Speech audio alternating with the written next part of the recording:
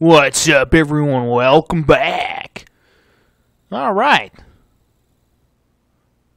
So yeah, the Bucks currently lead the Bulls 22-13, so 9-point lead for the Bucks currently.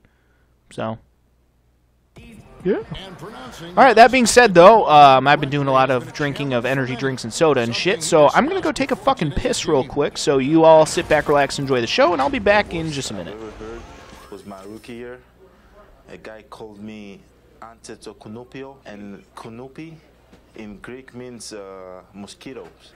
So he basically said anti-mosquito. And the mosquito, definitely not a good comparison for Giannis. Yeah, more like a condor. But that last name certainly has a lot of people looking for nicknames.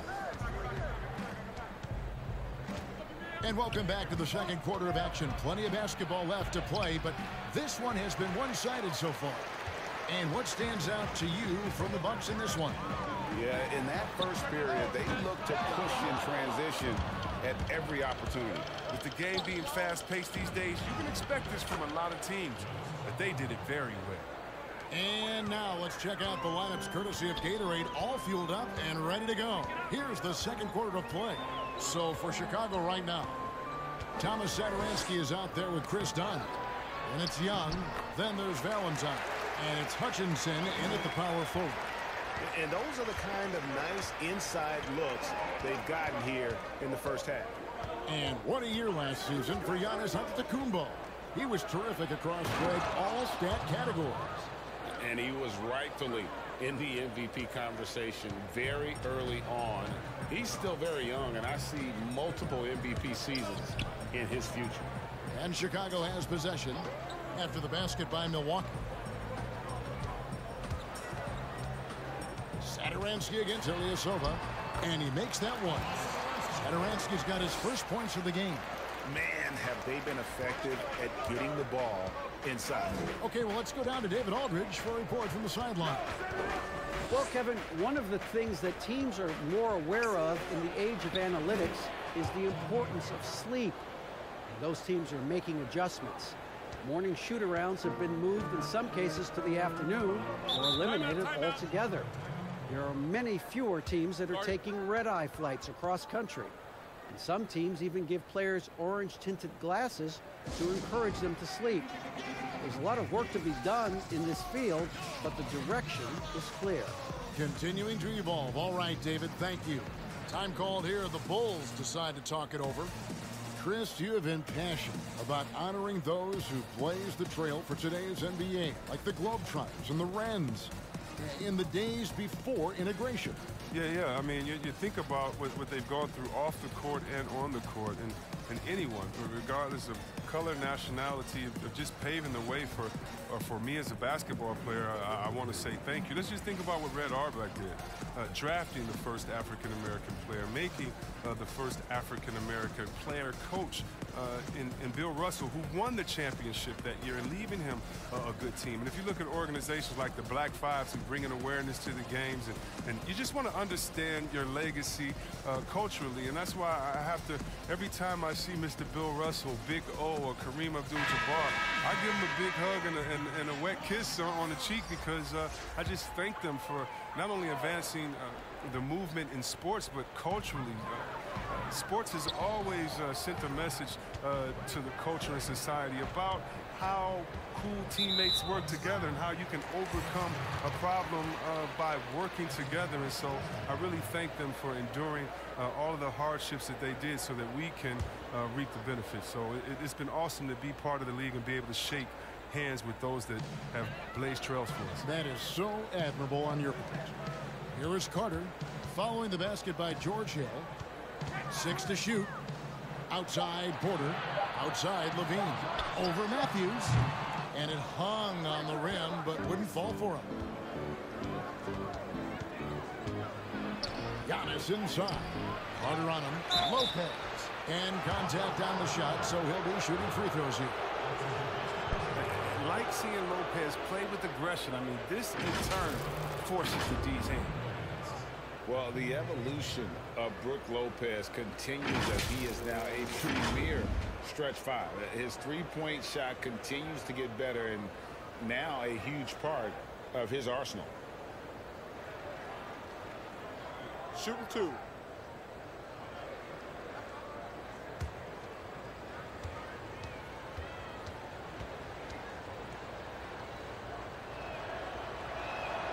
That's good from Brook Lopez.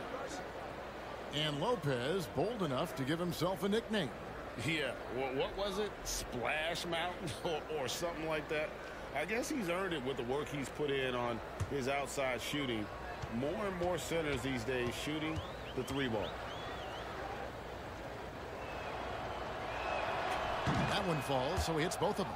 Oh, this is a big fella who has no problems at the foul line. I mean, a very smooth touch on his stroke. Right the pass to Levine. And he makes the bucket, gets the whistle, and now a 3-point play chance here for him. All right, I am back. Looks like so far, Bucks are getting done what they need to get done. They're staying ahead of the Bulls. Well, you just watch Levine play, and you can see the athleticism he possesses. Greg just explodes anytime he wants to.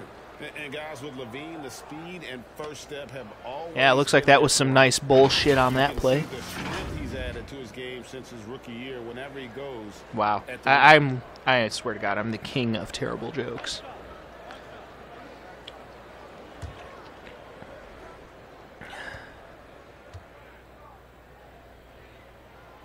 And that one misses. You see Zach LaVine in the Bulls uniform, and it's hard not to think of the trade that sent him here. He was a big part of the deal that sent Jimmy Butler out of Chicago.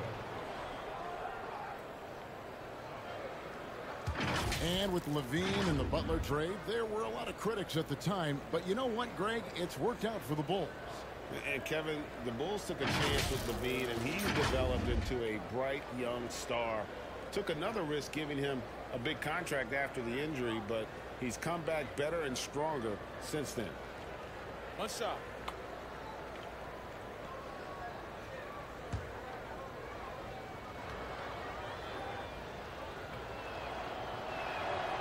Free throw, good. Matthews.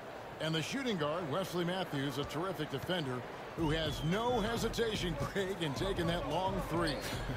A pretty good combination. Weathered an Achilles tear back in 2015, but has remained a steady rotation player. Now here's White. Still getting warmed up offensively. No scoring yet from him. Lopez with the block. Middleton looking it over. That one's no good. 0 of 1 to begin the game. Porter against Bledsoe. Left side Levine. The pass to Porter. They double him with Giannis. Matthews against Levine. And the Bulls with not quite able to put it in there. Good effort, though. As the Bucks score another 2 points. 71%, 5 for 7. And just over 3.5 minutes played here in the second quarter. They've been struggling here on offense. Yeah, a bit of a dry spell for sure. And now I am officially out of soda. Against Bledsoe. Or at least out of caffeinated soda, I should say. To the paint. Which is a bit of a bummer, but, you know, shit is what shit is. And that is a textbook example of how to defend your rim. Yeah, I'm looking forward to the next 2 sports games that I have planned. The next 2 sports games are going to be the last 2 sports games in this adventure of showing off all the sports games. It all started with Madden 92, and it's going to end with a sports game that I show off for the year 2022. So that's a whole, like, what, 30 years, if I'm doing my math correctly, of sports game action for you guys. It is interesting to see how sports games have evolved through the years, and the next 2 sports games are going to be particularly interesting for me because they're going to be a very brand new experience. So, yeah. I mean, granted, this is a new game for me, too. I've never played this game before today, so. Yeah, but I like what I'm seeing so far. You know, the Switch is running this game pretty well. The graphics themselves are good, you know, pretty much on par with what you'd expect from a PlayStation, like the PlayStation 4 version of this game. The only thing is the frame rate's a little bit, you know, it's not quite as high of a frame rate as, you know, what you'd expect from like the PlayStation 4. Because you'd expect like the PlayStation 4 version of this game probably runs a smooth 60 frames per second. You know, 60 frames per second. Whereas this game seems to run about, like, if I had to guess, like 30 frames per second. But it seems to run 30 frames per second pretty well. There's, like, no, like, real lag issues or any shit like that. It seems to run pretty smooth at 30 frames, so I can't really complain too much about that. I feel like the thing that matters the most when it comes to, like, the overall graphical fidelity is consistency, you know? So long as there's no, like, screen tearing or lag or shit like that, whether a game runs at 60 frames or 30 frames, what matters the most is that a game is consistent and well-refined as far as graphical fidelity is concerned. I feel like that's, you know, the most important thing for a game. Like, you don't need the best, like, high-end graphics to have a good game, you know? What you need the most is graphical consistency, and I feel like that's what matters most, is graphical consistency. They've been doing some interesting things with modern graphics. I still feel like there's a lot of room for improvement, though, obviously, you know, with these systems. Even the PlayStation 5. I mean, the PlayStation 5 is a fucking beast of a system.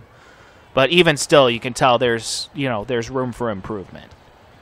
You know, but it'll be interesting to see, like, you know, in the future, like, what they do with game systems and consoles and shit. You know, what they can come up with once they have more processing power to fuck with. I mean, even more than the PlayStation 5. But, yeah. Some of the rendering is still not quite, you know, quite perfect yet. But I'm hoping by the next generation of video game systems, they'll be able to have, like, basically flawless rendering. I'm hoping. You know, I'm not expecting photorealistic graphics yet, but I'm hoping that by the next generation of systems, they have better rendering. Because even in Gran Turismo 7, you know, which is a fantastic game, like, the graphics in that game are fucking gorgeous. The effects in that game are also quite gorgeous as well, but even still, you can tell the rendering is far from perfect, you know? The rendering is definitely far from perfect. You know, you can still tell that there are assets that load, you know, and shit. You can still see, like, assets loading in the background and shit. Not everything is pre-rendered. So, it's not perfect, but it's getting there. It's getting there. And Zoyanis will bring it up for Milwaukee. They lead by 20. That's the most we've seen. And the basket is good, and he's got a chance here for one more at the line. They're scoring boatloads of buckets. It's raining buckets. Yeah, the Bucks are absolutely fucking the shit out of the Bulls right now. The Bulls are getting absolutely motherfucking butt-fucked right now. They're getting bent over a barrel and just fucked up the ass right now. Substitution here for Milwaukee.